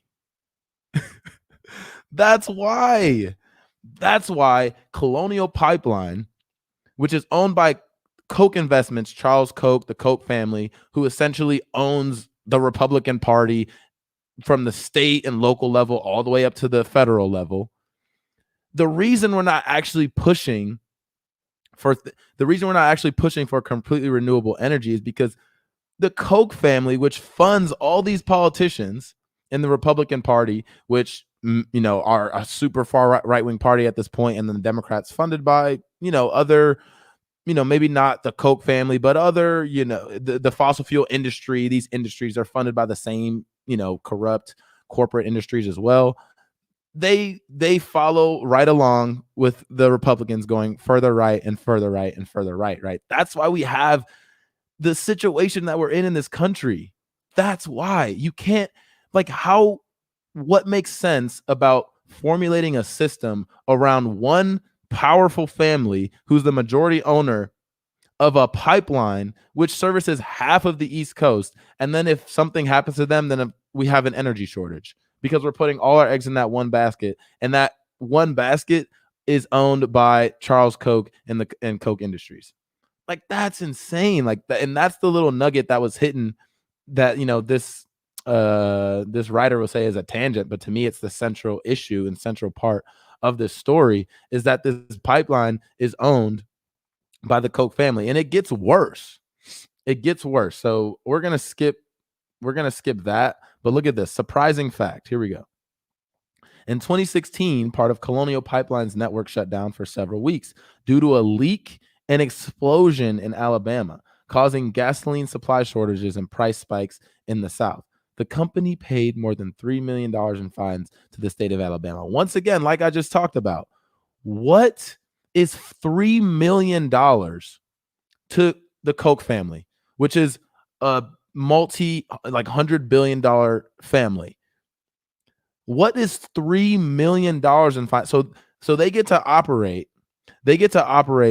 and own completely half of the East Coast supply, energy supply, oil supply, right? They also get to go out and buy the politicians to ensure that they have favorable legislation. And then when they poison waterways with their pipelines that have explosions and are not properly maintained and cared for, which causes these leaks, which like thousands, if not tens of thousands, if not millions of barrels leak into the ground and into waterways, they have to pay a $3 million fine. Like, we don't understand scale, right? I think sometimes we don't understand scale because a $3 million sounds like a lot to a lot of people, because a lot of people work for minimum wage, $7.25, and a lot of other people make under, probably majority, 90% of the population makes under $100,000, $150,000.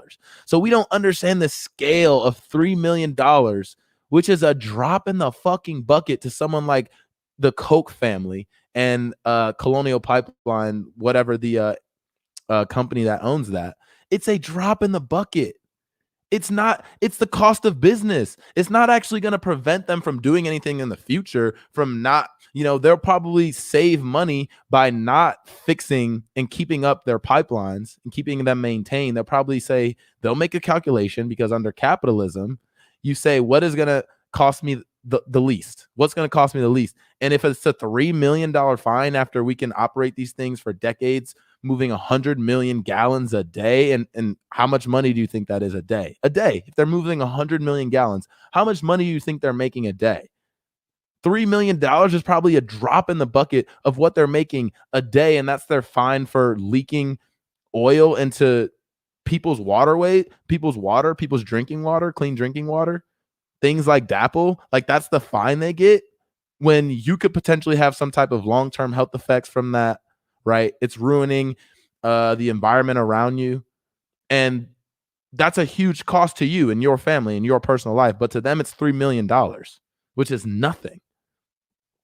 I mean, it's just wild to me that I think sometimes we don't understand scale in these situations, and how this is just a slap on the wrist. It's not even a slap on the wrist. It's like a mosquito biting you. You don't even notice it. They don't even notice that fine, And so that's why we have issues in this country.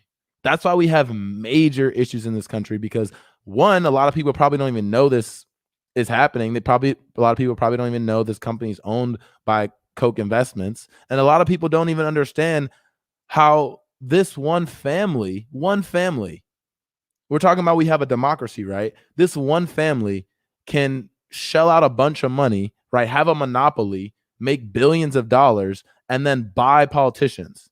For a fraction of that, for a fraction of the billions that they have, they can buy politicians, right? Because if you're giving a single politician, or even say the entire Republican Party, if they're spending $100 million on buying the Republican Party, that's worth the cost of business. Come on, we're making billions of dollars every year, tens of billions. That's the cost of doing business. It's nothing. Once again, a problem with scale. When you have these people that have billions and billions, hundreds of billions of dollars, there's always going to be a problem with scale, because they can buy off politicians for a tiny fraction of that and then make the entire society much worse off, a huge cost to society. So once again, it's almost like we're socializing the losses and you privatize the gains. Like that's the situation here in America. And people need to wake up and start to understand this more, start to understand the nuances of the situation we're in here in America. Because with people like Charles Koch around, right? People like the fossil fuel industry that'll buy the Democratic Party, where in the DNC, they'll, when Obama first came in, he I think he said no corporate money, and now they're back to taking corporate money again, and especially fossil fuel money and oil money. We need people to understand that we're not going to advance as a society. We're not going to get the Green New Deal. We're not actually going to, save the fucking planet. When people like this are in power, and even if they're 80, 85 years old, about to die, they don't care. They will still pay tens of millions, if not hundreds of millions of dollars, to influence politics and ensure that even after they're dead, all of the rest of us are screwed, because we're still extracting millions of oil every single day from the ground, fracking, like putting methane in the air, all this just horrible shit. All this just horrible shit is happening because there's a few people at the top making these decisions and making a lot of money, who, it doesn't matter if they're 70, 80, 90, like these politicians, they're super old. They don't care. They will want to die in power. It's like a drug to them, right? So someone like Joe Biden, he doesn't want anyone else to use drugs. He doesn't want people, now, black people had a propensity over other races to use menthol cigarettes. Now he doesn't want you to use those drugs. He doesn't want you to get high off those drugs, but he gets high off the drug of power. He gets high off that drug. So does Dianne Feinstein, who's 85 years old, still legislating, telling kids that she knows what's best and she knows how things work, and the fact that they want a livable society, an earth that they can actually survive on. That that's nothing. Just give them the stiff arm and keep it pushing, because she knows how to get things done, even though she's been in Congress for decades and hasn't got anything done to help the American people. So, like I said, we need more of a cultural awakening to these things. And this story really stood out to me for that very reason, that someone like Charles Koch is at the center of why, there's a gas shortage on the East Coast. And the fact that these tiny little $3 million penalties, $5 million ransom, which is literally nothing to them, nothing. Nobody's ever earned $1 billion. Yeah, it's I think, what is it, like $1 million is like 3 days or something like that, and a billion, like a million, if you have it in a million seconds, is like 10 days. 1 billion seconds is 31 years. Once again, a problem with scale. We don't understand these numbers because a lot of times they're so huge, so large, that like we can't really fathom that. We can't conceptualize it. And this is how much money that these people have. And not only are they going to have that money, they're going to ensure that they can get more and more and more by going out and buying politicians for a fraction of their net worth, a fraction. They're bought off that easily. Sometimes it just takes hundreds of thousands of dollars for certain politicians. Sometimes 50,000, 10,000. It doesn't take much to buy off these politicians. It does not take much. Why? Because the politicians want power. They want power. They want to be the next Nancy Pelosi, right? These people come in, and even you see with the progressives in Congress, they come in high-minded, seemingly ready to fight. 2 years later, I just saw a story that, AOC and Pete Buttigieg are chopping it up, right? Like AOC's calling Nancy Pelosi Mama Bear. Like they're all giving, Pramila Jayapal, they're all giving Biden an A+. Like it's just freaking sickening, man. It's freaking sickening. And that's what politicians do. So let me catch up on some super chats if we had any. Sorry if I missed them. But I'll always kind of come back around to those after the story. I don't want to interrupt the story. I do have a funny thing coming up that I want to show you guys. Let me do these super chats really quick. Hanasser H, you're here a lot, so I appreciate you being in the stream. Thanks for the super chat. To avoid repeating traumas, we need to learn about, face, and heal them. Right on. Biggest thing for world peace. That's why people like Gabor Mate's work is so important. Yeah, Gabor Maté is Aaron's dad, and that story that he shared was gripping. That story that he shared was so gripping. Like the fact that his father like barely escaped, the Nazis, and he had to be, evacuated when he was like 1 year old. Like Aaron wouldn't be here, obviously, if that hadn't happened. Like, and you're right, like those type of people going and then, fighting for what's right and actually informing us, even though it's not popular, even though it'll get you smeared, informing people like us on the ground, the left, that shit's really important. That's why I really appreciate people like Aaron, people at the Grayzone, people like Ryan, people like Rania Kolick, who I want to have on the show as well. Tay Day, thanks for the super chat. They blame hackers, but the pipeline had a leak in New York and in North Carolina for 7 months. Really? 7 months? Oh yeah, because wasn't that the biggest pipeline spill? That was pretty recently, right? The biggest pipeline spill, was it that pipeline, Colonial? Holy shit. So yeah, maybe that is just completely fake. Who knows? That's the thing. Like, you don't know what's real and what's fake anymore. Like, you can't listen to what a company says. Oh, a company said this happened. A company said that happened. That company is 100% probably lying. Like, especially if it's something that, it's convenient for them and it's expedient for them to lie about it. So that you could be 100% right today. Justin Lips Watson, like the first name. Appreciate the super chat, man. Your segments on Jimmy's show / your own channel now has helped me convert family members from some ugly far right views. Wow. Yeah, I appreciate that. Thank you for the great work. That's important for me to hear. That's really important for me to hear, because that's why I do this. You know, I do this because I feel like I have a unique platform. I do this because for some odd reason, people in America listen to athletes, listen to sports figures, right? Like they put us on a pedestal, and, you know, just like with celebrities and other people that are put on a pedestal, people listen to what they say. So I'm like, why don't we take that and actually inform people in, you know, in a very cogent, easily digestible way into these ideas that are popular, but people don't.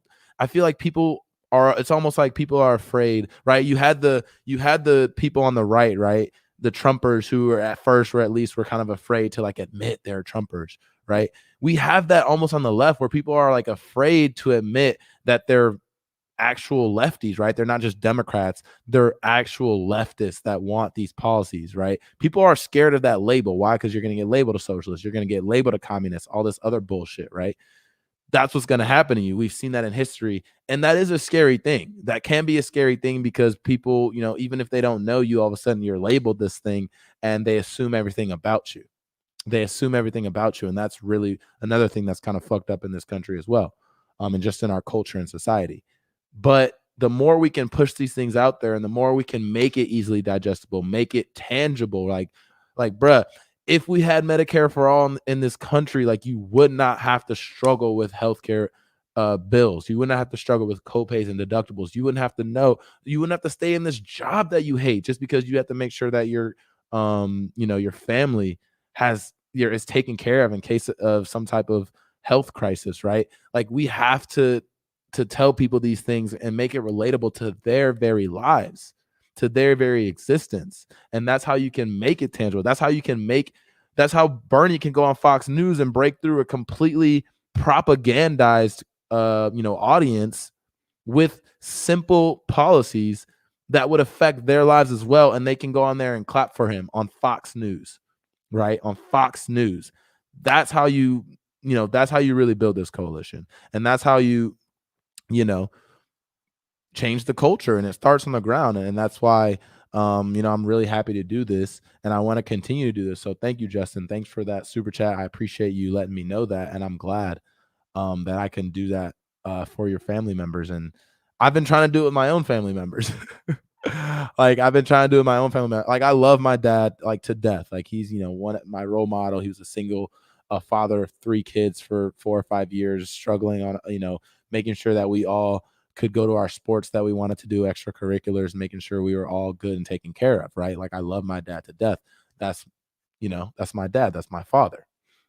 But I hate that he watches MSNBC, and I hate that he's, you know, is so, you know, has so much trust and is so like, you know, linked and tethered to the Democratic Party and to these liberal, you know, neoliberal or liberalism ideas, right? So like I'm trying to do that with my own family member, and I know it's tough, right? I know it's tough to talk to people in your family and have, you know, some type of not really confrontational, but have oppositional views. And so I hope that I can do that, you know, with this show. I hope I can push that message out, and you can show your family members these videos, because honestly, at the end of the day, for me, it's not about labels. It's not about Democrat, Republican, independent, libertarian, whatever. On certain issues, break it down to the issues. On certain issues, I will work with whoever wants to work with me to get these things, this legislation that is desperately needing this country passed. On certain issues, I'll work with anyone. I don't care who it is. If we agree that we should end all the wars and reinvest that money here, you know, and actually have a green revolution, if you agree with that, let's talk. Come on, let's talk.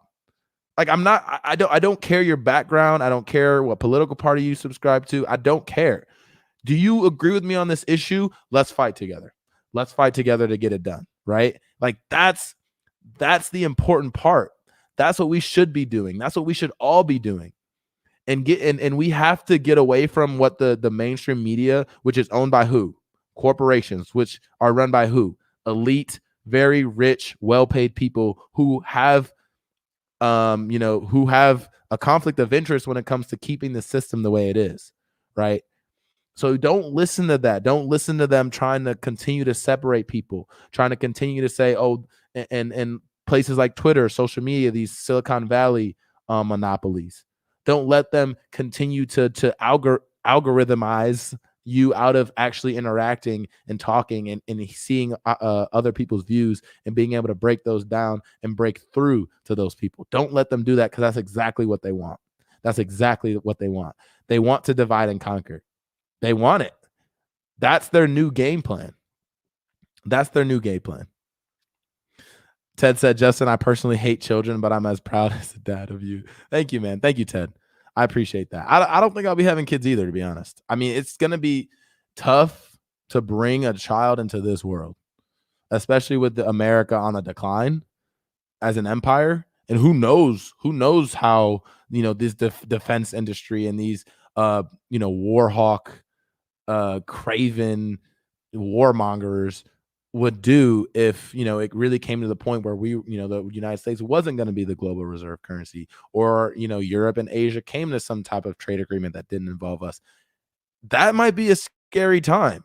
We don't know. No one can really guess what the reaction of that would be. So I think it's going to be tough to bring kids into that situation, man. That's tough. So there are plenty of unwanted children already. Exactly. Yeah. Exactly. So Nicole said it's gonna be tough for me to bring a child into this world. I'm 39 and uber single.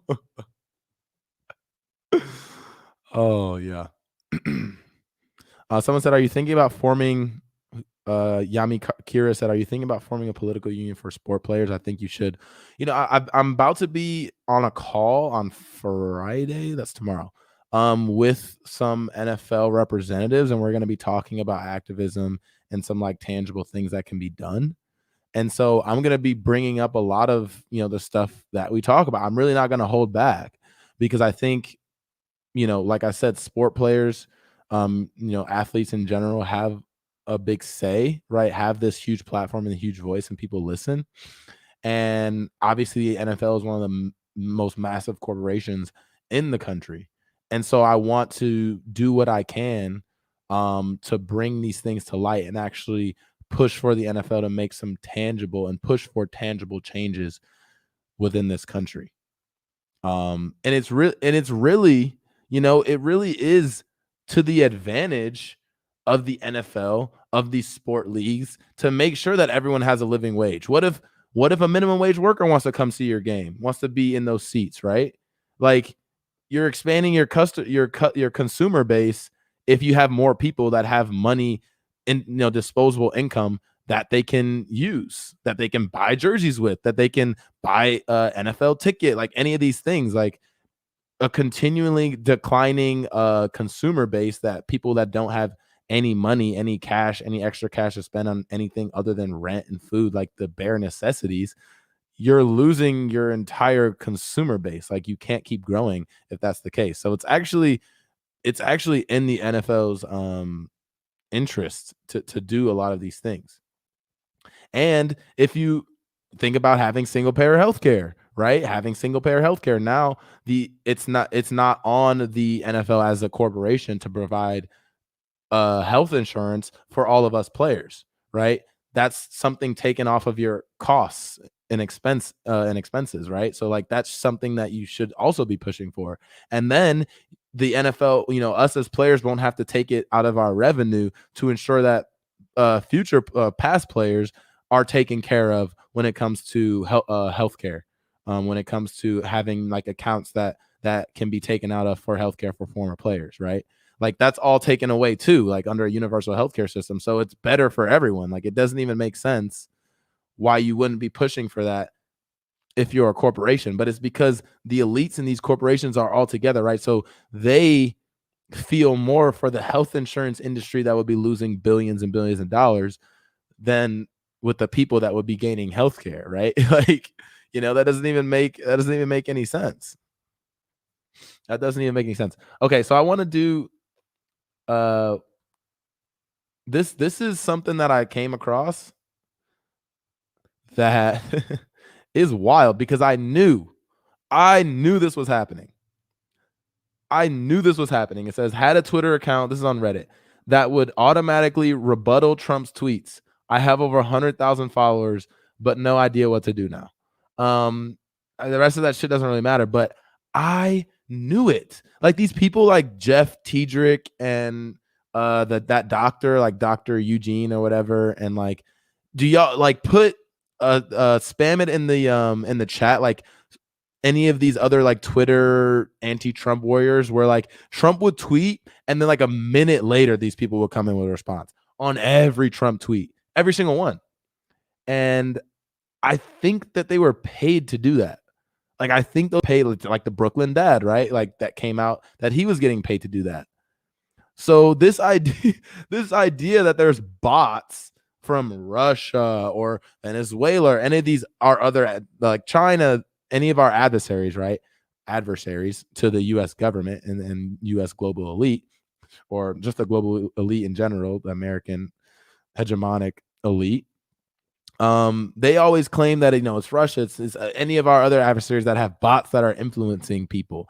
But it's not people like whoever this person was, Jeff Tiedrick, Eugene, whatever his name is, Brooklyn Dad. It's not those people who are riling up these liberals, further condensing them, into the Democratic Party, further entrenching them within Democratic and liberal ideology and thought, which leads to what? Which leads to a situation where people will believe Nancy Pelosi when she says, Israel has a right to defend themselves and it's all Hamas, that has no substantive critique of Israel or would be willing to not give that $3.8 billion to Israel every single year. When she comes out and says that, because of people like Jeff Tiedrick, because of people like Eugene Gu, I don't know how to say his last name, just these people that automatically post Trump rebuttals that did that for the past 4 years. It's people like that lead to these liberals who will believe everything Nancy Pelosi says, right? Further entrenches these people into the party. I'm going to tell you guys a story. Because I came across a self-described proud Democrat recently. And I'm going to leave out any names, but it's a friend's parent. And funny enough, they live in Texas and they owned a singular like channel on cable news, like a singular channel. They've owned it for 20, 30 years now, right?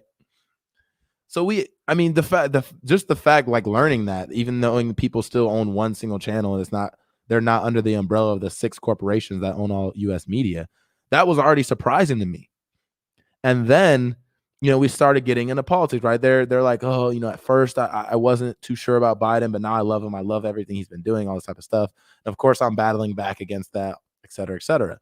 And then I started asking about, her company, like, oh, it's really cool that you have this like singular channel. Like, I'm sure it's tough with all the media giants, et cetera, et cetera.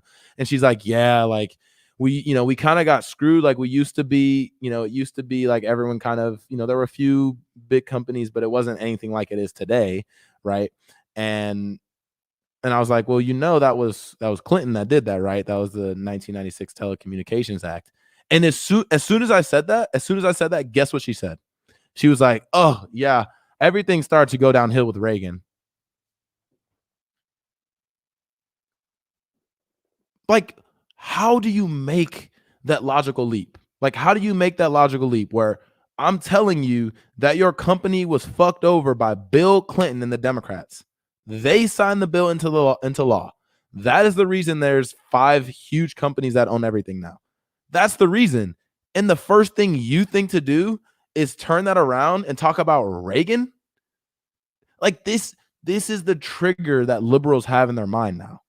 As soon as you mention something that, even if it affects her life personally, her company, her family, even if it affects them, it's like automatically Republicans are bad. It's Republicans.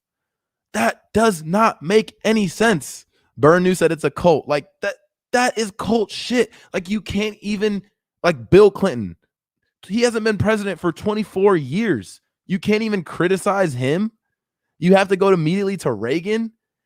That shit doesn't make any sense to me. Like, how do you break through these people's brain when immediately their trigger for any criticism goes, if it's Clinton, I'm immediately going to criticize Reagan. If it's Biden, I'm immediately going to criticize Trump. If it's Obama, I'm immediately going to criticize Bush.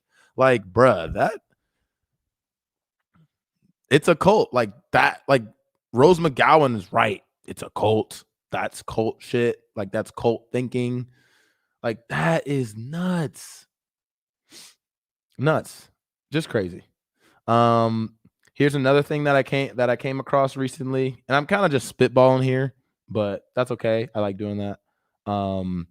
These are like not big stories, but things I just came across that I want to share with you guys. But look at this. Look at these. Share buybacks 2021. If you don't know what a share buyback is, essentially a company goes out with all their extra cash that they have because they're corporations and they have millions of extra dollars, even though they act like they have to lay off employees, or they act like, they need bailouts and all this shit. No, they have all this extra money just sitting around. And what do? They go back and buy back their own stock. Now, what does that do? When people are buying your stock, it juices your stock price, right? How is this legal? I don't know. I don't know how it's legal, but it's probably because those same corporations buy the politicians who write laws. Now it can be legal. So that's what stock buybacks are. It juices their stock price. And then what happens, because we live in a quarterly earning system with these CEOs and executives, what happens then? Once they buy back their stock, oh my God, the stock price went up so much. The stock price went up so much. You're doing such a great job. We're going to give you millions of dollars of bonuses. Like that's what essentially the ruse, or like it's almost like a freaking, I don't know if it's a Ponzi scheme, but it's some type of cheating scheme that companies do. And this is what's been happening this year in 2021. So it went down because of the pandemic in 2020, but there was still over $200 billion, or 200, in billions, $200 billion, over $200 billion by U.S. corporations of share buybacks. And in 2021, it's higher than ever. It is higher than ever before. But I thought they were struggling. But I thought they needed bailouts because there's $484 billion of stock buybacks. But I thought they needed money from the Fed to bail them out. But they're just doing exactly what they did before. Nothing has changed. They get bailed out. The American people, we get no equity in those companies, even though our tax dollars are bailing those companies out. We don't get any equity in that. With the even though we completely save companies from bankruptcy. And why are those companies in bankruptcy? Why don't those companies have to have rainy day funds like the rest of us people? Because if we run out of money, you end up on the street. Like that's what happens in this country. You run out of money, you end up on the street unless you got a family member or somebody that can take you in. When they run out of money, because they didn't save any of the billions of dollars they're making in profit by paying their workers starvation wages, they just use that money, instead of saving it, to buy back their own stock, juice their stock price, get their executives bigger bonuses while they're the CEO, while they're in this executive position. They want to ensure that they can get their bonuses, that they can make sure the stock price is going up. There's no future planning. There's no development, of their labor force. None of that. They just want more cash. And when they do that and they run out of money, something like the COVID-19 pandemic comes up, what happens? They get bailed out. We have the most horrifying, governmental to financial to economic system pretty much fucking possible when it comes to the disparity between working class people and corporate executives, corporations. So that's just something I came across. I thought that was insane. It's the most it's ever been this year. The most it's ever been. Why wasn't all that money used to, give their workers that were working through a pandemic a pay raise? Like people like Jeff Bezos won't, like Kroger closed its store for a $2 bump in pay per hour. $2. Just closed the store. Said, fuck it. We're just going to close the store. Now, what liberal economics, especially in economics classes at an elite liberal institution, will tell you about capitalism is once that store closes, another store's just going to come in, right? There's competition. Another store's going to come in. Like there's money to be made. They'll figure it out. But what happens in reality? That store stays closed. Those people now don't have a grocery store close to them. They might have to drive, tens of miles to get to the next one. They're already working class people, so now they have to pay more for gas. And those same companies, I guarantee you, Kroger is involved in this $484 billion of stock buybacks. Just like Jeff Bezos, who doesn't want to pay his workers, anything more than $15 an hour, which I've almost stopped fighting for 15 because I think it needs to be 20 or 25, right? Because what did I hear on the Bad Faith podcast from those workers in Bessemer, Alabama? They were saying Bezos goes around touting this $15 minimum wage, which he was forced to do by Bernie and Ro Khanna. He was forced to do that because they had this Stop Bezos Act that was going through, and that's bad PR. So he was forced to do that. They're going to try and turn it around into some good PR, even though they were forced into it. He told me, or he told Brianna Joy Gray, he said, they're acting like $15 isn't us still struggling in Bessemer, Alabama. Bessemer, Alabama, where I guarantee you it doesn't cost nearly as much to live as New York, as California, as Illinois, Chicago, as any of these major San Fran. They can't even survive on $15 an hour. So even if people were making $15 an hour in a lot of places, they still have to work 2 jobs. So this is not sustainable. You cannot sustain a society like that. And instead of actually that money they shouldn't even have that money. They just need to be taxed and actually pay their actual fair share in taxes and not $0 in effective taxes. So they shouldn't even have that money. It needs to be reinvested in actually, I don't know, healthcare, childcare, a Green New Deal, anything. It can go towards anything. There's like 20, 30, 40 problems in this country that money can be going to. Instead, where's it going? Stock buybacks, juicing stock prices, higher executive pays, higher worker to CEO disparities. And we can't just sit here and have this thing where we oh, it's all going to work out eventually. It's all going to get better. No, that's it's not just going to get better unless we speak out, protest, stop voting for the Democrats, actually withhold your vote until there's some type of concession. Stop donating money to these people. Do not give your hard-earned money to politicians. Don't do that shit. And I did the same thing. I gave money to AOC. I gave money to the Justice Democrats. I gave money to Bernie. I did it all. Okay. And, at some points I've regretted that, and I'm not living on the brink like a lot of people are in the country. So if you're struggling and a working person, do not be giving your money to these politicians. I mean, there's not a whole lot of exceptions I'd make, honestly. I gave some money to Christine Olivo because I feel her energy and I really like it. She did run as an independent. It sucks that she's running as a Democrat now. But she was at the Force the Vote. She was in DC for Force the Vote, protesting. She was protesting the Julian Assange potential extradition. So she's there. She's about it. Now I know people like Rashida Tlaib, and they used to do that same stuff too. So I don't blame anyone for saying I'm full stop period not donating to another politician. I don't blame you for doing that. And if you are living on the brink, struggling like a lot of people have been forced into by the crazy system that we live under, then I wouldn't do that. I wouldn't give money to politicians. I had another story that I wanted to talk about, but I think I'm going to save it. Because I want to talk with Brianna Joy Gray about it. It's about, she's talked about Jim Clyburn a lot, and I want to bring her on to talk about that. So I'm going to save that story. I'm going to read some of y'all super chats, and then I'm going to have to hop off. So let me just read some of these super chats that I missed. And then we'll log off after that. But I appreciate everyone for coming by. Make sure you subscribe to the channel. I love having these conversations with y'all. I love bringing people like Aaron and Ryan on. We're going to have a lot of great guests coming on pretty soon here as well. So make sure you like, comment, subscribe. I really appreciate all the support from y'all. It feels like we're a community, the fact that you're here watching, me talking in the chat, I appreciate that. And I feel like y'all are part of my, the Takeover community. And so I appreciate you for that, but just a larger left community. And I think we have to make sure we're checking in on each other, make sure everyone's okay.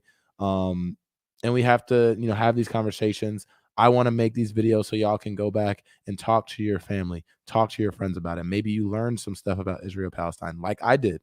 I learned a lot today too. And you can use that knowledge and go out there and talk to people and feel like you're knowledgeable about these things, and you can speak with conviction. And that's what it's all about for me when I'm going into these conversations. So Duck Vision, thanks so much for the super chat. What you do is so unique and amazing for a professional athlete. Thank you for what you do. You are genuine. Well, thank you. I appreciate that. Hoyas for Hoyas. I'm gonna just say that. Thanks for the super chat. What up, man? How's Northwestern? G Newsom, go Browns. Yeah. So funny thing about Greg. Greg played at Northwestern and now he's on the Cleveland Browns, another NFL team. But when Greg was in middle school, I was in high school. Greg was in middle school. I was like running a camp for our high school, and Greg was at the camp, right? He was at the camp. And so he ended up we went to the same high school, then we obviously went to the same college. And so now it's crazy that, that kid that I was coaching when I was a senior and he was like in 8th grade, in that like high school basketball camp. Now, he went to Northwestern. Like, we didn't overlap because we're 4 years apart. But now he's in the league as well. So it's really cool. So I'm hoping that he's going to be amazing. He was a 1st-round pick. Like, good for him, man. He deserves all that. He's a super hard worker and really down to earth guy. So he's awesome. Noah Hafford, thanks so much for the super chat. Hi, Justin. Would you agree that words like leftist or right winger are concepts in and of themselves used by the state to divide us? I mean, yeah, I think labels in general, right? Categorization, like, it's almost like a double-edged sword, because I think for humans it's like easy for us to kind of understand and comprehend things with all this information coming in if we could throw them into categories and throw them into a label. But then that's weaponized, right? Just like identity politics, right, which is initially about representation and about actually getting your experiences in place of power. Now it's going to be co-opted by someone like the Democratic Party to actually ensure that their legislation doesn't pass, to actually help the very communities that they're claiming to help. So I think anything can be weaponized and used by evil forces against us, but I don't think inherently it's necessarily bad. But I think we do all need to come together for like a rainbow type coalition, right? That where it doesn't really matter. And that's why I like to focus on issues, like, and not labels as much. More so like, do you agree with this issue? If not, let me talk to you. Let's hash it out. Okay, there's no way I'm gonna know how to say this name, but I'm gonna give it a go. Appreciate the super chat. Asher Banapal Decalida. That's probably super wrong, and I'm sorry about that. I do not know how to pronounce your name, but I think your name's cool. I think it's a lot less bland than Justin Jackson, even though I feel like my name kind of has a little bit of a ring to it. So, I'll kind of I'll kind of pat myself, or I guess my father, on the back for that, even though like Justin and Jackson aren't like super like, cool and different type of names. I think together they kind of have a flow. So I won't complain. But appreciate the super chat. Just want to say I have a ton of admiration. I almost said administration. Admiration and appreciation for what you do. Thank you. I do this for y'all. I do this because y'all come by and watch. So, I wouldn't be able to do this if y'all didn't come by and watch the show. So I thank you guys. Sonny James, thanks for the super chat. Wow, $20. Thank you so much. That's amazing. Thank you.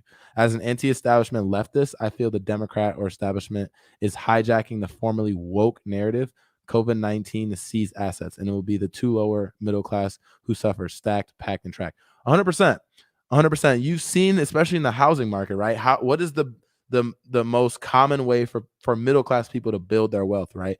In homes. Like, I mean, I wish that wasn't the case. Like, I wish, private property and this obsession with owning something all to yourself. Like, I wish there was more beautiful communal buildings to live in. Like, I would do that. Or like, community trusts. I think Brianna Joy Gray was talking about that in New York, how there's like community trusts where it's not like your house isn't used as like the speculative type thing. Like, you gain equity, but it's small amounts of equity, and you live and the housing prices, like, so things can't get gentrified and people don't come in with all cash offers to like gentrify the neighborhood and get people out. It's like a community land trust where you all like, I mean, you own the home, but like it's part of the trust of the community. So more stuff like that. Like, I wish more stuff like that was the case. But you saw throughout COVID-19, because of the pandemic, because of all this money printing, and because of all the money that went a lot of it straight to, these hedge funds and these billionaire corporations and stuff like that. What do? They're coming in and they're buying these homes that middle class people usually use to gain wealth. They're buying those homes straight cash, like all cash for like a $500,000 home. Like it's pricing middle class people out of the housing market, completely pricing them out. And so who's going to come in and buy that all cash? A hedge fund, a private equity fund, right? So you're right. They are seizing more and more assets from the middle class, but that's capitalism. Like once you squeeze and extract everything you can from the poorest amongst us, you have to move up the ladder, right? You have to keep moving up the ladder. And that's why the middle class is completely disappearing, because that's the system that we live in. They don't care if you're a middle class family, worked your ass off. Now you can afford to buy a home, like, and live in some type of stability, gain equity, like not just pay rent to a mafia like landlord, which a lot of these, corporate landlords are. Instead of being able to do that, like they don't care if it's a private equity fund, a hedge fund, they're just going to come up and buy the house and use it to make more money, like, and to hide their wealth and, get lower taxes and all that shit. So 100% right, Sonny. Luke Welling, thanks so much for the super chat. Kyrie Irving is one of the few athletes I've seen supporting Palestine. He'd be a great comrade to have on. Have you ever seen Amazing Grace and Chuck? I haven't seen either of those.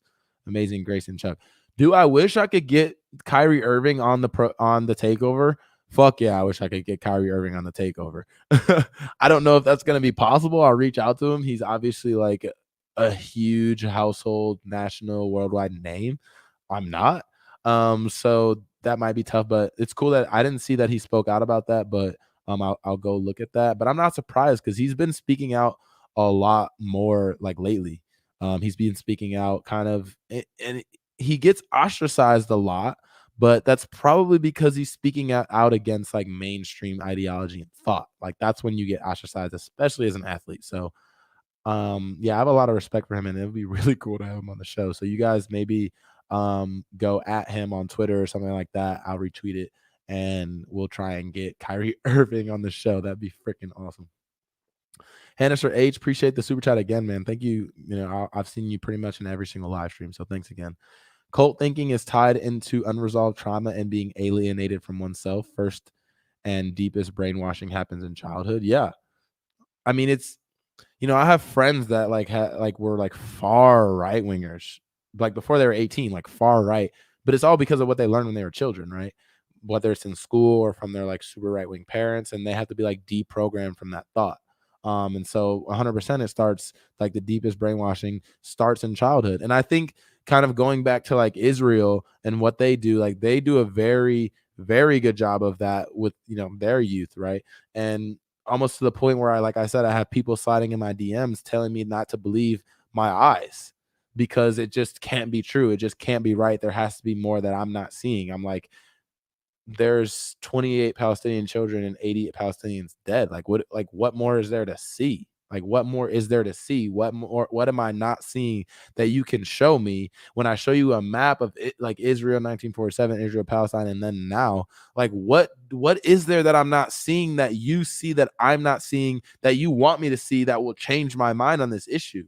But it's like that deep programming, right? You see the same thing with people in America. Like it's propaganda and it works very effectively. Thomas Horder, thanks for the super chat. JJ, you keep talking. I appreciate that, man. Ever read Nietzsche? I did read Nietzsche in college at Northwestern. I read Nietzsche. I can't remember the exact like ideology that he was espousing because I read a lot in college and not all of it stuck in my brain. So Justin, I hate to tell you, but Clinton couldn't have done it without Reagan's policies. Yeah, but Reagan also couldn't do like a lot of these things the Republicans can't do because you have some type of Democratic opposition to it. But then when Democrats get into power and it's something that the Republicans are like, sure, I agree with this. And then it's a Democrat in power, because there's a Democratic power and there's all that pressure on the Democrats to hold their coalition, hold their caucus, et cetera, all the things used in the media to ensure that they fall in line. A lot of this horrible shit can happen under Democrats. Maybe that can't happen under Republicans. You see the same thing with Trump. Like, it's a perfect example because a lot of people will come out and be against something that Trump does because it's Trump, because of Republicans, because it's the mainstream media pushing against it. But then when Biden does it, it can be the same exact shit, maybe a different flavor, but people aren't going to come out and condemn that. So the politicians will feel like they have more cover just to vote for it. And so that's the dynamic that happens there. Andrew Dwyer, appreciate the super chat. Shine light on Boston's mayor race sometime. Okay, I'll look into that. Andrew. I like to do some like more local stuff too. Like, I want to talk more about like the New York mayoral race too. But I'm probably gonna have to bring on guests for that like live there on the ground and have a deeper understanding of it before I like bring it to you guys. As a type of authoritative source, which I try and kind of be. I try and be knowledgeable and make sure I'm saying things that aren't completely false, even though everyone can kind of fall into that every now and then. But I try and make it a priority not to do that. Sonny James, sorry, I'm getting a little congested here. Sonny James, appreciate the super chat again, man. Thank you. JJ, look up proprietary companies. It's not that Jeff and Zuckerberg are geniuses. The government uses its legal muscle to prop them up in exchange for backdoor access. Why NSA built up Microsoft? That makes 100% sense. Like, especially when it comes to media, right? And media companies, like just media in general, and the security state, like they're tied at the hip. And these social media companies are it's so pernicious because they don't want to get regulated. So they're going to do like whatever the establishment wants them to do. So they're not regulated, which means they can't make potentially as much money, right? Like, they'll do whatever they have to do to make sure they're not regulated. So if that means like, having some type of backdoor access that the security state can have access to, they'll do that in a heartbeat if it means continuing to make as the billions and billions of dollars that they make every single year. Hannah H again with the super chat. Thanks, man. Talked about Larry Krasner, Philly DA, reelect May 18th. Yeah, is that the really progressive district attorney in Philadelphia? I know he got elected in like 2018. Maybe I should interview him. That would be cool to reach out to him and have him on the show and see like how he's changed the district attorney's office there and like what a progressive district attorney looks like. So that'd be really cool. Yeah. I'll definitely look into that. Let me get into these last few ones. I really have to like use the bathroom and I'm like holding it. I want to make sure I get all you guys' super chats before I log off.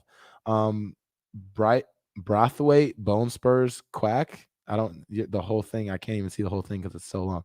But I appreciate the super chat. I know you're rolling in the Benjamins and don't need the moolah. Hope you're donating your super chats to a good cause. Yeah, we're donating to mutual aids. We're donating to things like the Echo Park Fund, like that. I like if I can't be there at a protest because of something else is going on, football or whatever, I like to make sure that I donate to the people there, to the cause that they're doing. And I want to do something with my salary this year when it comes to, because I think mutual aids are like super important. And like once we've seen that that's a lot of people have to rely on in the time of crisis. So I want to do something with it with mutual aids, and I'm going to be looking into that super soon. But appreciate the super chat, man. Thank you.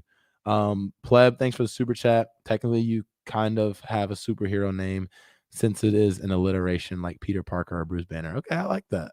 That makes me feel good, Pleb. Thank you for that. Thank you. All right, everyone.